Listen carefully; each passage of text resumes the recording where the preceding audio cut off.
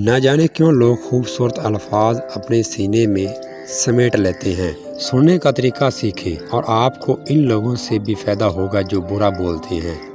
اگر تم محبت کے بارے میں جانتے ہو تو تمہیں کائنات کی روح سے بھی ضرور آگاہی ہوگی، کیونکہ اس کی تخلیق بھی محبت سے ہوئی ہے۔ خوف آپ کو موت سے دور نہیں کر سکتا، البتہ زندگی سے دور ضرور کر سکتا ہے۔ دنیا جس کو برا کہتی ہے اس میں اچھائی تلاش کرو۔ آپ کو لگتا ہے کہ آپ زندگی کے کنارے پر ہیں، جبکہ آپ ایک ایسا سورج ہیں جو کسی کے دل میں چمکتا ہے اور وہ آپ کے لیے مسکراتے ہیں۔ نئی صبح سورج نہیں لاتا، آدمی لاتا ہے۔ میں نے یہ سیکھا ہے کہ انسان کی زندگی دنیا کے سب سے امیر ترین شخص کی جائیداد سے زیادہ قیمتی ہے۔ 1939 میں امریکی ریاست کنساس میں آٹا مل مالکن نے محسوس کیا کہ عورتیں اپنے بچوں کے کپڑے آٹے کی بوریوں سے بنا رہی ہیں۔ انہوں نے آٹے کی بوریوں کے لیے پھولدار کپڑا استعمال کرنا شروع کر دیا تاکہ آٹا کمپنی کا لیبل بھی دھل کر صاف ہو جائے اور بچوں کے کپڑے خوبصورت کپڑے پہن سکیں۔